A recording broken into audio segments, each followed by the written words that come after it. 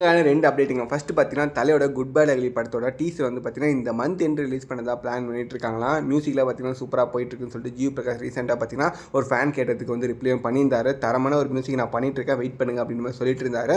So இந்த month எண்ட்ல பார்த்தீங்கன்னா, அப்டேட்ல வந்து பேக் டு பேக் வர மாதிரி வந்து சொல்லிட்டு இருக்காங்க.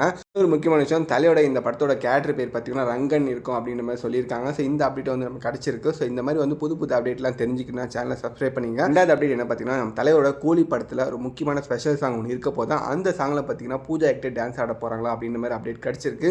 பூஜா ஆக்டே பார்த்தீங்கன்னா நம்ம தளபதியோட 16 படத்தில் ஹீரோயினை நடிச்சிட்டு இருக்காங்க.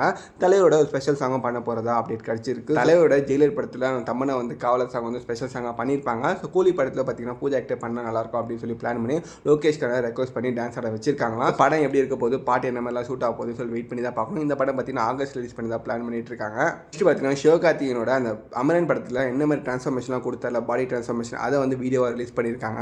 எந்த அளவுக்கு எஃபோர்ட் போட்டு ஒர்க் பண்ணியிருக்கேன்றதை வந்து கிளியராக மனுஷன் காமிச்சிருக்காங்க.